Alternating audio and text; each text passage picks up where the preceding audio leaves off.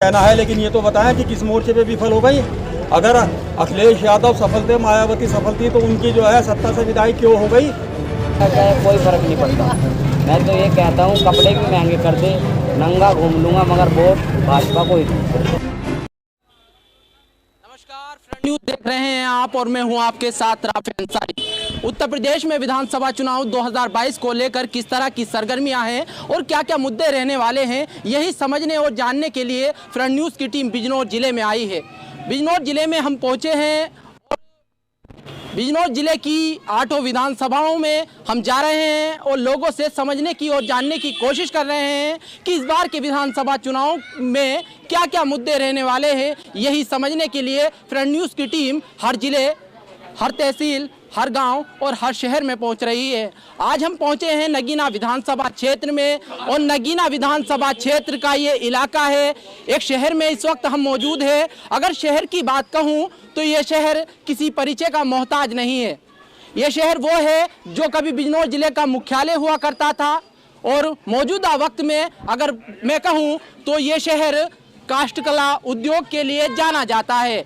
और ये शहर वो है जहाँ के गुलाब जामुन की मिठास लोगों को अपनी ओर आकर्षित कर देती है। और ये शहर वो है जो हाफिज मोहम्मद इब्राहिम की महान भारत के, जिन्होंने इस देश को आज़ाद कराने में अहम भूमिका निभाई, उनकी जन्म स्थली है ये शहर और उनकी कर्म स्थली है ये शहर, जिन्होंने मोहम्मद अली जिन्ना की 2 नेशन थ्योरी को न सिर्फ सिरे से नकारा बल्कि उपचुनाव में उनके प्रत्याशी को बुरी तरह से पराजित कर दिया। तो नगीना शहर में हम आए हैं और नगीना शहर में लोगों से समझने की और जानने की कोशिश करने वाले हैं कि इस बार के विधानसभाओं चुनाव में क्या क्या मुद्दे रहने वाले के हिसाब से यहाँ कारोबार पैदा करने पड़ेंगे। यही मेरी इच्छा है। जो भी एमएलए बने, जो भी पार्टी आए, तो वहाँ के हैंडीक्राफ्ट के और या छोटे काम को देखते हुए यहाँ पर पूरी तरीके से बेस में ज़मीन से शुरुआत करें, ना कि ऊपर हेड से। धन्यवाद। यहाँ पर लगभग दो कार्यकाल से लगभग यहाँ के जो मौजूदा विधायक हैं वो सपा से हैं और यहाँ पर यहाँ की सत्ता पर काबिज है। अगर कहूँ मैं मनोज पारस नाम है, तो मनोज पारस पिछले 10 सालों में कितना विकास कार्य हुआ है नगीना विधानसभा क्षेत्र का? जहाँ तक विकास कार्य का ताल्लुक है तो विकास कार्य हमेशा पैसे से होता है। गवर्नमेंट जब खुलेआम पैसा दे रही है तो थोड़ा बहुत तो विकास होना ही है। ये कोई जेब से दे या कोई जेब से काम कर रहा है तो विकास को भी तय किया जाए कि हो रहा कि नहीं हो रहा। जब गवर्नमेंट बेतुका पैसा हर काम के लिए दे रही है, गांव के लिए दे रही है, शहर के लिए दे रही है, बिजली के लिए दे रही है, नालों के लिए दे रही है, उसके बावजूद भी अगर वो पैसा प्रॉपर लग जाए तो इसमें कोई शक नहीं। कोई सी सरकार हो, चमक के जा पड़ेगा अपना शहर। मगर और भी कुछ लोग मौजूद हैं, उनसे भी समझ। क्या नाम है? मैं राधे विष्णु। चेयरमैन साहब ने जो कहा बिल्कुल सही कहा उन्होंने। मेन मुद्दा यहाँ का विकास का ही है। नगीना में विकास होना चाहिए जो अभी तक नहीं हुआ। यहाँ पर एक कताई मिल हुआ करती थी। कताई मिल लगभग 20 साल का अरसा हो चुका है, कताई मिल बंद पड़ी है। लेकिन यहाँ के जो जनप्रतिनिधि है, क्या उन्होंने इस बारे में किसी आला अधिकारियों से या इस पर कुछ काम हुआ है या नहीं? इस पर माननीय योगी जी से कहा गया है, उन्होंने कहा है कि नगीना के विकास के लिए मैं आपके कुछ ना कुछ जरूर करूँगा। लेकिन 2022 के विधानसभा चुनाव में क्या बदलाव होने वाला है, किस तरह से देखें? अगर आप लोग अपने भाजपा को जिता के अगर भेजेगी यहाँ की जनता तो निश्चित रूप से विकास होगा, क्योंकि विकास की लहर पूरे उत्तर प्रदेश में जब चल रही है तो निश्चित विकास नगीना का भी होगा। नगीना भी उत्तर प्रदेश में से ही है। लेकिन अगर मैं कहूँ तो जब 2017 में प्रदेश में जब भाजपा की लहर थी तो 2017 में बिजनौर जिले की 8 विधानसभा सीटों में से मात्र 2 सीटें ऐसी थी, नजीबाबाद और नगीना, कि वो भारतीय जनता पार्टी उन पर नहीं जीत पाई थी। तो 2022 में क्या ये मुमकिन है कि 2022 का चुनाव जब भारतीय जनता पार्टी की सरकार लड़ेगी या भारतीय जनता पार्टी लड़ेगी तो क्या वो नगीना फतेह कर पाएगी? निश्चित, बिल्कुल 100% जीतेगी। उसकी वजह ये है कि क्योंकि पूरे उत्तर प्रदेश में आपके माननीय योगी जी या माननीय हमारे मोदी जी इतने कार्य करा चुके हैं जो आपने पूर्वांचल में अभी देखा होगा। आज ही उन्होंने एक्सप्रेस वे और कितना कुछ सब कुछ दे दिया है, तो निश्चित रूप से आपके यहाँ से भाजपा का उम्मीदवार निश्चित जीतेगा। कुछ और लोग मौजूद हैं आपके पास, लौटेंगे मैं समझने की और जानने की कोशिश करूँगा। क्या नाम है? मेरा नाम विनोद कुमार अग्रवाल। जी, क्या क्या मुद्दे रहने वाले हैं नगीना में विधानसभा चुनाव को लेकर? नगीना में विधानसभा चुनाव का मुद्दा ये है कि हमारे यहाँ 10 साल से जो है समाजवादी का एमएलए है। हमारे यहाँ शहर के अंदर कोई विकास कार्य नहीं हुआ, क्योंकि यहाँ पे भाजपा का एमएलए नहीं था। वो कोई योजना ही नहीं लाए 10 साल के अंदर।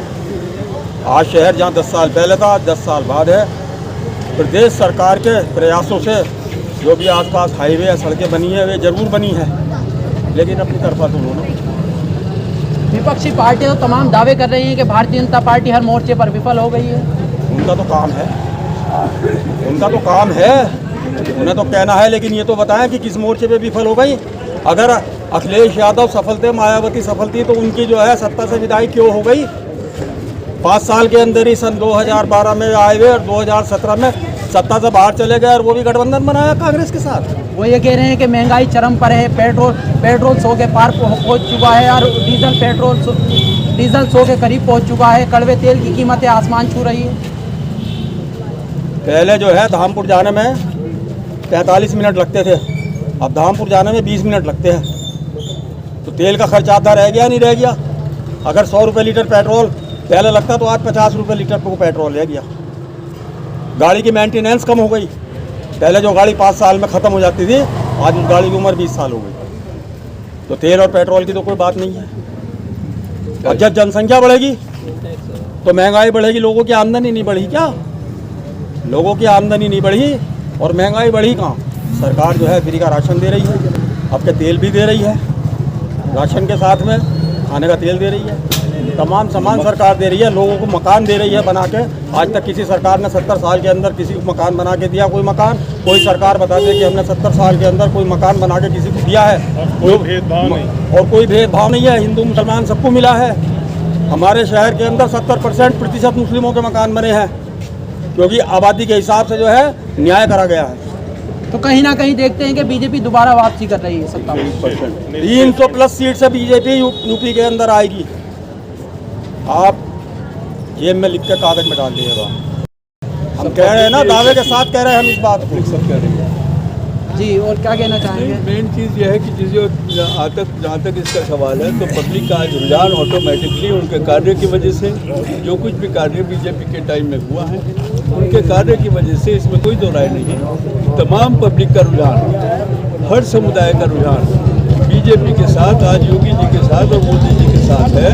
और उम्मीद यही की जाती है कि यहाँ से भी 101% नगीना की सीट बीजेपी ले जाएगी, जीत है नजीबाजी और नगीना। तो इसके बाद सब तरीके से, जैसे और जगह खूब अच्छी तरक्की यहाँ भी हुई है, मगर अगर यहाँ से जीती तो आने वाले टाइम में इसका भविष्य बहुत अच्छा रहेगा और सभी समुदाय के लिए रहेगा। पर्टिकुलर किसी समुदाय की बात नहीं है, सभी समुदाय के लिए बहुत अच्छा है।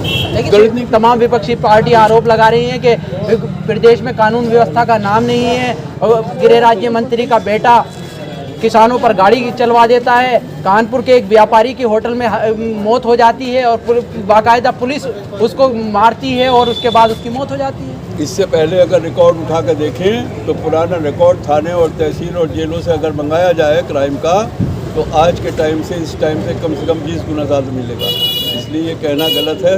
विपक्ष का तो काम ही है, जैसे कि हमारे माननीय विनोद कुमार जी ने कहा कि विपक्ष का तो काम ही है कि भाई हर एक चीज़ का अपोजिशन करना है, कितनी अच्छी चीज़ हो, कितना भी कुछ हो, उसका हमें अपोजिशन करना है और होना भी चाहिए। उनका तो काम ही बैठे ही विरोध में, इसलिए नहीं करेंगे तो कैसे?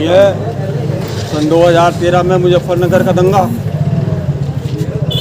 पूरे हिंदुस्तान के ऊपर एक कलंक है। इस 5 साल के अंदर जो पिछले 5 साल गुजरे हैं, विपक्षी पार्टियाँ कहीं एक दंगा बता देगी यहाँ दंगा हुआ। आज 12 बजे कोई भी महिला इस सड़क पर से निकल सकती है, उसकी तरफा कोई आँख भर के देखने वाला आपको नहीं मिलेगा। कोई भी व्यक्ति रात को 11 बजे अपने गांव के अंदर 2 लाख रुपए जेब में डाल के जा सकता है, उसको कोई छूने वाला नहीं मिलने का। अगर वे कानून व्यवस्था की बात करते हैं तो वो खुद कानून व्यवस्था को आके आजमा लें। यहाँ पे पहले यहाँ सड़क के ऊपर लड़कियाँ डरती थी, इसी जगह पे लड़कियों से कन्या पाठशाला पास में या छेड़छाड़ हुआ करती थी। आज यहाँ कोई खड़ा आपको दिखाई नहीं देगा। पूरे शहर के अंदर कहीं कोई गुंडागर्दी नहीं है। हिंदू मुसलमान सब सुरक्षित है आज इस क्षेत्र में क्या पूरे उत्तर प्रदेश में सुरक्षित। तो कानून व्यवस्था की हालत ये है। दूसरी बात, नारा है इनका, सबका साथ सबका विकास किया है, सबका साथ दिया है और सबका विश्वास। विश्वास सबका है। अब आप ये देखिए, कोई ये नहीं कह सकता मुझे राशन नहीं मिल गया, हिंदू को भी उतना राशन मिल गया, मुसलमान को भी उतना राशन मिल गया, हिंदू के ही मकान बने, मुसलमान के ही मकान बने। गमुल्ला जी मैं गलत नहीं कह रहा, बिल्कुल सही बात है, मैं गलत तो नहीं कह रहा, मेरी बात को तायद करो आप। बिल्कुल सही बात है। मैं गलत तो नहीं कह रहा, सबको मकान मिले, सबको राशन मिला, और जो तुम्हारी 5-5 लाख रुपए की जो आरोग्य योजना थी मोदी जी की, आयुष्मान कार्ड, वो हिंदू के ही बने, मुसलमान के भी बने।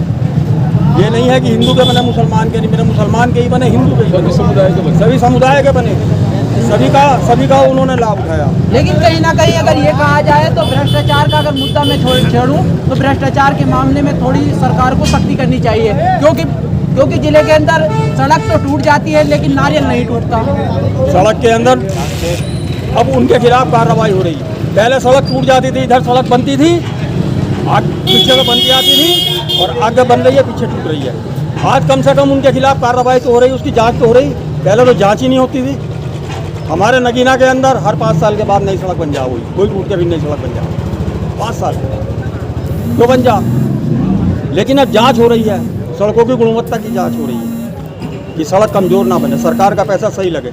ये इतने बड़े हाईवे बने हैं, ये इसके अंदर जो है विदेशी कंपनियों ने आके तमाम इनका जो है परीक्षण किया है, 100% सही उतरी हैं ये। ऐसा नहीं है 70 साल का भ्रष्टाचार आप थोड़े से टाइम में नहीं मिटा सकते, उसमें वक्त लगता है। आप किसी का मकान 2 मिनट में गिरा देंगे, लेकिन मकान बनाने में जो है कम से कम 3 साल लगेंगे। कोई भी मकान एकदम से भी हो सकता है, बनने बहुत टाइम लगता है। यहाँ पर कुछ लोग और भी मौजूद हैं, उनसे समझने की और जानने की कोशिश करेंगे कि आखिर इस बार के विधानसभा, क्या नाम है? अनुज वर्मा। अनुज जी, क्या देखते हैं 2022 के विधानसभा चुनाव को लेकर, क्या क्या मुद्दे रहने वाले हैं नगीना विधानसभा क्षेत्र के और यहाँ के? आम जनता को क्या चाहिए? विकास और बेरोजगारों को रोजगार। इस सरकार में मैं मानता हूँ अधिकतर कार्य ऐसे जो नौजवान हैं उनके हित के लिए हो रहे हैं। इस कदर वैकेंसी सरकार ने निकाली जो कभी आज तक इतनी निकली नहीं। दूसरी बात, जो कार्य बीजेपी कर रही है, सरकार कर रही है, इतनी योजनाएं चला रही है, सरकार परीक्षा के फॉर्म भरवाती है और परीक्षा उससे पहले ही लीक हो जाती है। उसके बाद पेपर जो लीक होते हैं उन पर कार्रवाई किस कदर हो रही है, तुरंत उसका रिजल्ट हाथों हाथ मिल रहा है। जितने लोगों ने इस काम में उनका हाथ रहा है उन पर दबिश देखिए किस कदर पड़ रही है, अब निकाल के लाया जा रहा है। जितनी योजनाएं सरकार ने चला रखी है, उस योजनाएं का पहले क्या होता था, एक समुदाय को योजनाओं का लाभ मिल जाता था। इस योजना में सभी समुदाय वालों को उसका लाभ मिल गया। ऐसा आप मुझे बता दीजिए कि उसे नहीं मिल गया। विकास के कार्य में सरकार जो आ रही है, जो है जिस बेस पर आई वो कार्य विकास का है। आज से पहले देख लो 70 साल तक कांग्रेस ने भी राज किया है, सपा भी रही है, बसपा भी रही है। आप मुझे बता दो विकास कौन सी सरकार ने किया है? जगह जगह सड़कें बन गई है, हाईवे बन रहे हैं, किस कदर विकास हो रहा है। शिक्षा के क्षेत्र में, मेडिकल लाइन में अब देखिए कितने एम्स खुल गए, कभी कितने एम्स थे, 10-12, आज देखिए। नगीना की अगर मैं बात कहूँ तो नगीना में हम इस वक्त मौजूद हैं, तो नगीना में शिक्षा की अगर बात कहूँ या चिकित्सा की बात कहूँ तो कितना विकास हुआ है, किस तरह से देखते हैं? क्या कोई मेडिकल कॉलेज या कोई इंजीनियरिंग कॉलेज नगीना विधानसभा क्षेत्र में खुल पाया है बीते 10 वर्षों से या इससे पहले मौजूद? भाई ऐसा है नगीना क्षेत्र में हमारे यहाँ सपा विधायक है मनोज पारस जी, ठीक है। थोड़ा सा प्रयास करते तो यहाँ भी कुछ हो सकता था, नहीं हो सकता था। यहाँ कुछ लोगों ने प्रयास नहीं किया, बीजेपी ने बेहतर प्रयास किया, कोशिश चल रही है। विकास के कार्य भी होंगे, भविष्य में होंगे जरूर, ऐसा नहीं होने का, आज सभी के हित के लिए होंगे। और भी कुछ लोग मौजूद हैं, उनसे भी समझने की और जानने की कोशिश करेंगे। क्या नाम है आपका? मोहित गर्ग जी, किस तरह से देखते हैं इस बार के विधानसभा चुनाव?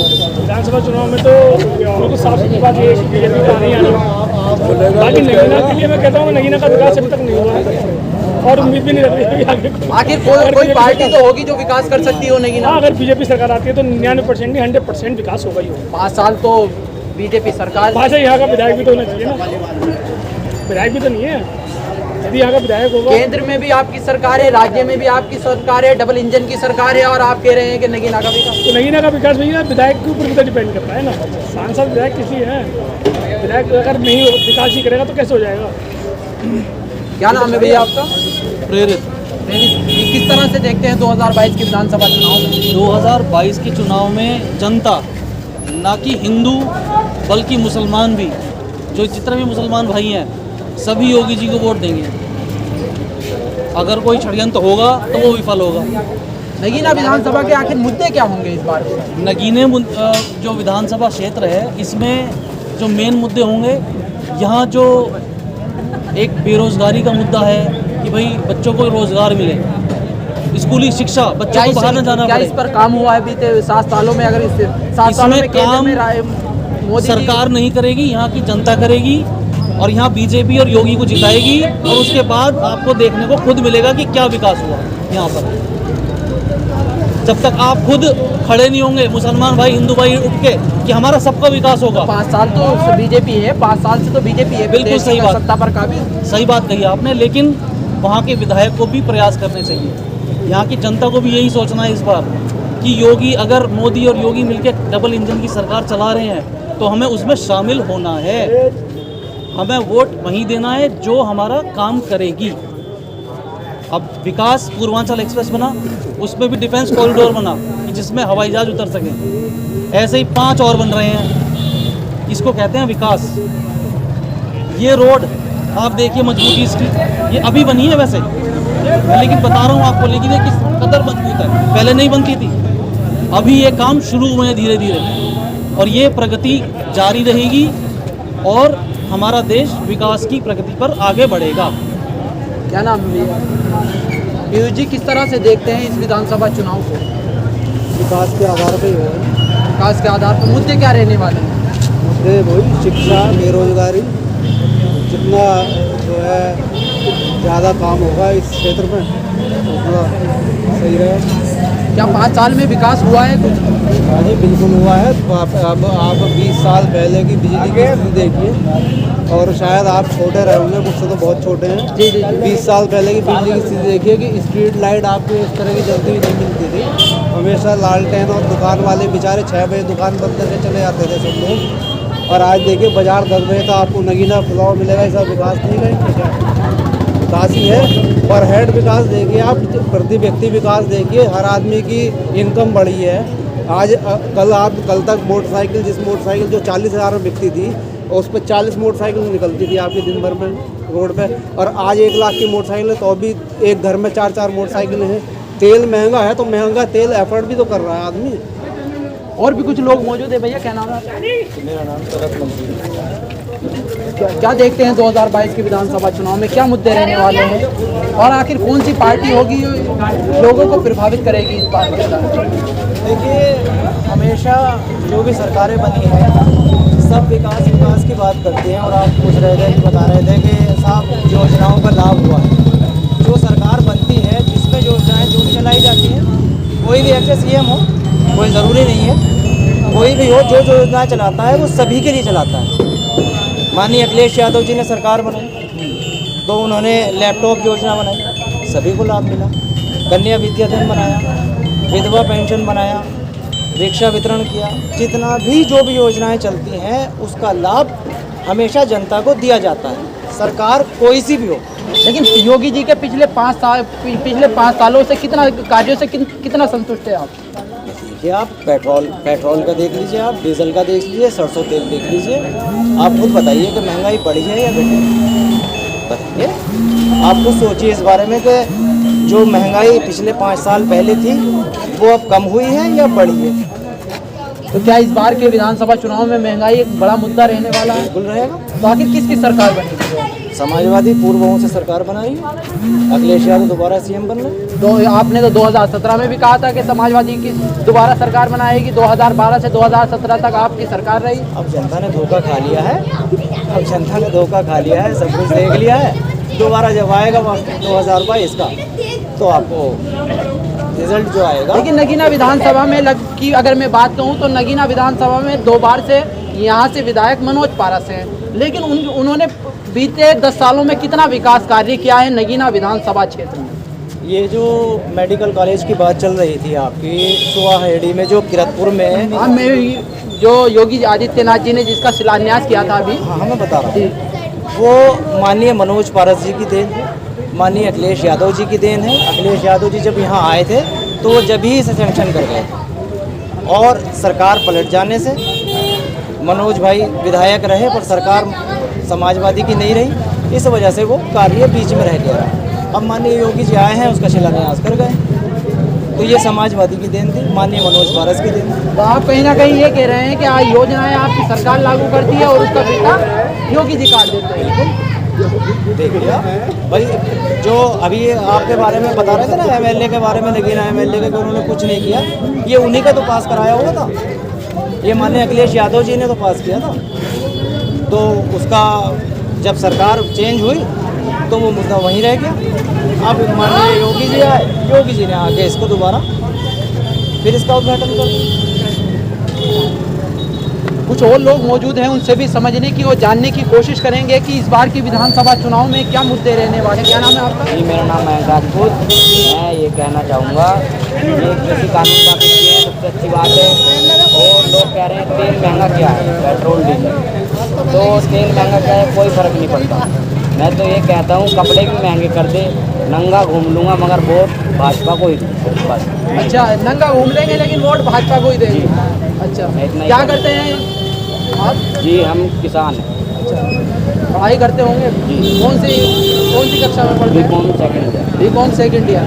लेकिन आप कह रहे हैं कि महंगाई कोई मुद्दा नहीं है, पेट्रोल डीजल की कीमतें चाहे कितनी भी हो जाएं, आपको चाहे कपड़ा ना मिले, आप नंगा घूम लेंगे लेकिन वोट बीजेपी को देंगे।